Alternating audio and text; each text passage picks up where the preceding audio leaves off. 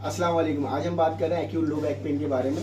अब acute low back pain अगर किसी पेशेंट को होता है, यानी रात को सोया और सुबह उठ के उसको कमर में दर्द फील हो रहा है या बहुत ज़्यादा सिटिंग पोजीशन में रहे हैं काफ़ी देर के लिए, और फिर उसके बाद जो है वो दूसरे दिन पेन हो सकता है, झुक के कोई वज़न उठा लिया और दूसरे दिन उसको पेन हो रहा है या उसी वक्त पेन शुरू हो गया।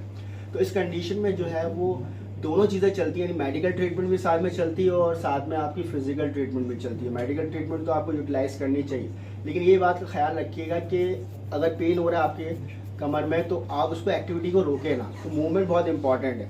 आप मेडिकल ट्रीटमेंट लें और मूवमेंट भी यूज़ करनी ज़रूरी है कि आप जो है बैक को मूव करें।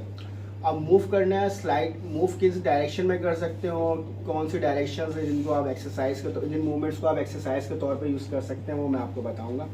फर्स्ट एंड फॉरमोस्ट आप ये याद रखिएगा, आप इनिशियली इसको आइस थेरेपी ज़रूर दें, यानी आइस पैक या कोल्ड ट्रीटमेंट ज़रूर यूज़ करें। अब आइस पैक यूटिलाइज़ कर सकते हैं कम से कम 20 मिनट्स तक यूटिलाइज़ करें आइस पैक को, दिन में 3 से 4 मरतबा यूज़ करें और साथ में एक्सरसाइजेस को फॉलो करें जो मैं आपको बताऊंगा। इनिशियली बहुत ज़्यादा पेन होता है, पेशेंट क्या होता है वैसे स्लाउच पोस्चर में है, पेनफुल है और उसको मूवमेंट करने में पेन होता है, ठीक है, तो वो चलना छोड़ देता है, मूवमेंट नहीं करता है, बेड पे लेटा रहता है, इससे और पेन बढ़ सकता है। तो उस इन्फ्लेमेशन प्रोसीजर को थोड़ा कम करने के लिए हम विद इन अवेलेबल मूवमेंट जो है आप एक्सरसाइज को यूटिलाइज करते हैं। तो फर्स्ट एंड फॉरमोस्ट हम ये बताएंगे, अगर पेशेंट ऐसा है कि वो स्टैंडिंग कर सकता है तो आप खड़ा करवाएं पेशेंट को, ठीक है।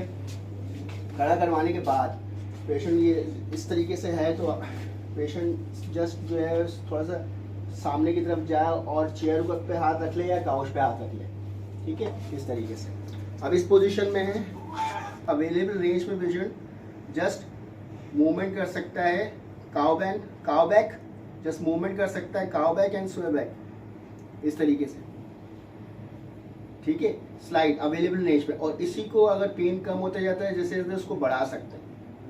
अब नेक की मूवमेंट्स आप करो पूरे स्पाइन की, ये फिर ऊपर, गुड, इसी रेंज को बढ़ाया जा सकता है। तो ये मूवमेंट यूज़ करवाएं इनिशियली, बहुत अच्छा है। जब जैसे जैसे पेन कम होगा वैसे वैसे इसकी रेंज को इम्प्रूव करते जाएं, ठीक है। देन इसके साथ आप टिल्टिंग कर सकते हैं स्पाइन की, कुछ इस तरीके से करें, खुद से रोटेट नहीं करना है, टिल्टिंग करनी है, ठीक है। इसी के साथ आप हाथ की रोटेट कर सकते हैं, हाथ को इधर लेकर आइए, कुछ इस तरीके से। तो ये इनिशियली अवेलेबल रेंज में करना है और फिर उसकी रेंज को आप बढ़ाइए, दूसरे हाथ की करें, ठीक है। विद इन पेन लिमिट्स आपने होगा, ऐसी पाँव के साथ कर सकते हैं आप, इस तरीके से कीजिए, गुड। तो अवेलेबल रेंज में आपने जो है विद इन रेंज जो है आप रोटेट करेंगे इस तरीके से। अच्छा, ये तो हो गया उस पोजीशन में जब आप बहुत ज़्यादा पेन में हैं और आप यानी ये कह लें कि काउच पे नहीं जा सकते, बेड पे नहीं चढ़ सकते। अगर काउच पे चढ़ सकते हैं तो आप बेड पे आइए, इस तरीके से बेड पे आ गए। इस पोजीशन में जब आप आ गए वही फिनोमेना आप इधर यूटिलाइज कर सकते हैं, तो बहुत अच्छा हो जाएगा अगेंस्ट ग्रेविटी और स्पाइन को बिल्कुल सही करते हुए, ठीक है। जब नीचे जाएगा तो नेक उठानी है, ठीक है, पैर ऊपर। तो इसमें भी अवेलेबल रेंज में करें और फिर उस रेंज को बढ़ाते जाएं, ठीक है। देन इसके साथ आप रोटेशन करवा सकते हैं, हाथ से रोटेशन करें सेम अवेलेबल रेंज में। देन आप पेल्विक टिल्ट करवा सकते हैं, खुद से कर सकते हैं, ठीक है। देन आप लिम्ब की मूवमेंट कर सकते हैं, इधर लेकर आओ,